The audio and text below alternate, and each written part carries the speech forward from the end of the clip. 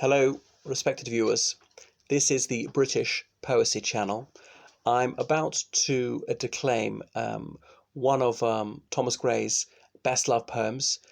He only composed 13 poems in his entire lifetime. So this one I have known a little bit about since I was a toddler, since I can never forget my mother citing to me a bit of the closing couplet, "Where ignorance is bliss, 'tis folly to be wise," which is a widely used adage.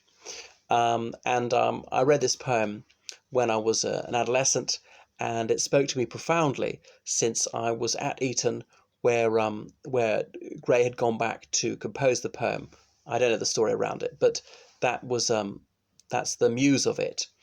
And at my age, it speaks to me again, a new and more melancholy message. So I shall perhaps discuss it afterwards. This poem is peerlessly well crafted in every particular. That's enough of a preface. I shall now declaim it for you.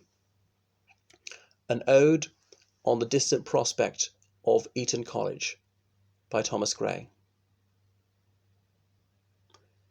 Ye distant spires, ye antique towers, that crown the watery glade, where grateful science still adores her Henry's holy shade, and ye that from the stately brow of Windsor's heights the expanse below, of grove, of lawn, of mead survey, whose turf, whose shade, whose flowers among, wanders the hoary Thames along his silver winding way. Ah, happy hills! Ah, pleasing shade! Ah, fields beloved in vain, where once my careless childhood strayed, a stranger yet to pain.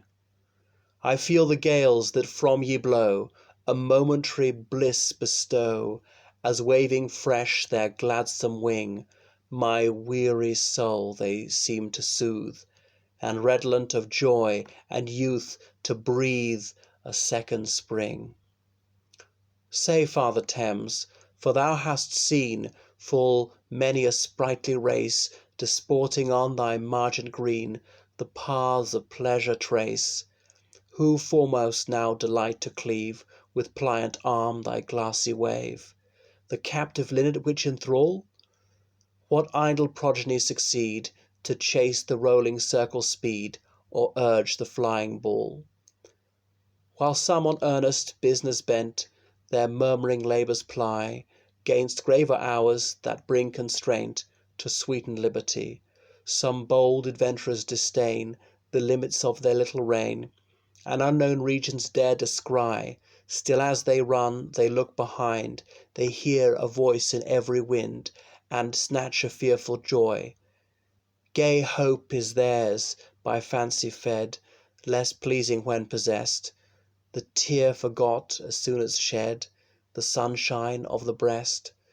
There's buxom health of rosy hue, wild wit, invention ever new, and lively cheer of vigour born, the thoughtless day, the easy night, the spirits pure, the slumbers light, that fly the approach of morn.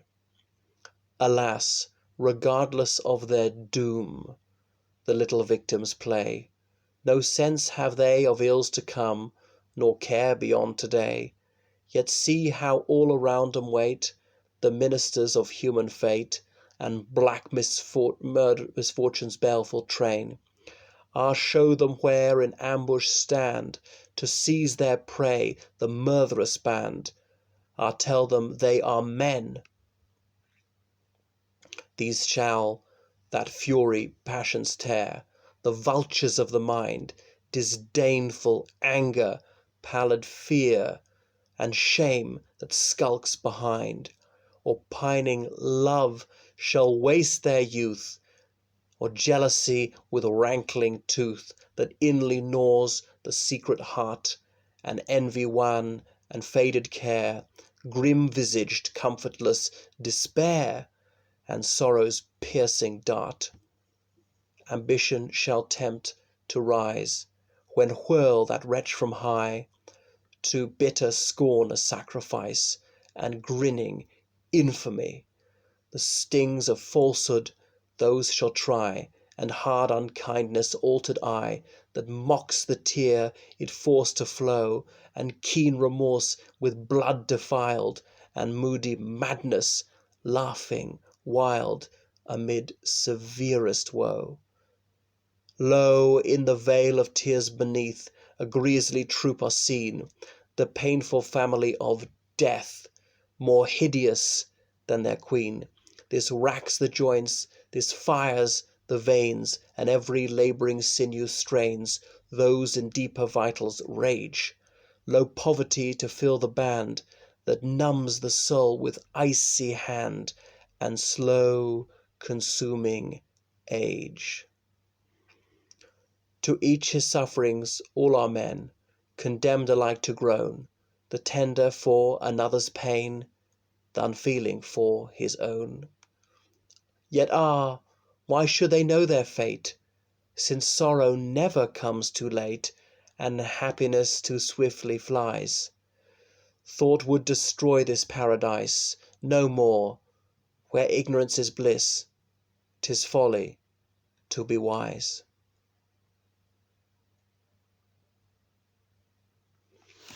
So that's Thomas Gray's poem.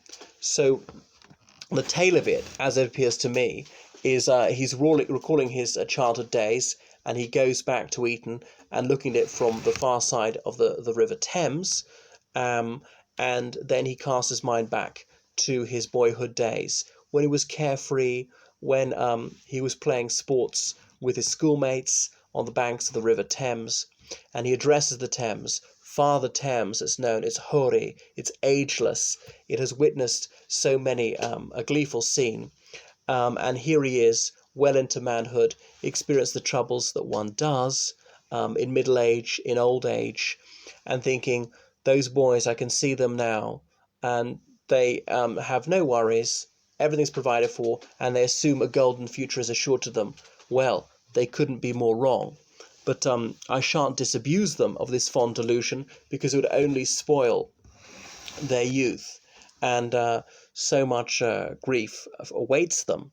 And he's obviously experiencing it. He alludes to it: financial trouble, ill health, and eventually death, unrequited love, and so forth. And I've been through all of this, not death, actually. I'm not a phantom. So and so that's it. And this poem has made more and more sense to me as I grew older. And then the aphorism right at the end clearly hits the bullseye. Sometimes you're better off not knowing. And if you knew when you were going to die, would that make you happy? Would you live your life differently? Or would it ruin your life? I remember when I was 9, I estimated the day at the age at which I'd die, and with a calculator I figured out the number of days I had left. I'm exceedingly glad that I've forgotten that number. You don't want to be counting down. You know, if you're going to die tomorrow, that would concentrate the mind wonderfully, as Dr. Johnson said. But what could you do to pack in the pleasure? I don't know. If you knew you're going to die a year today, how would you live your life differently? Would you rather know or not? Or there's so many things you prefer not to know would spoil your happiness.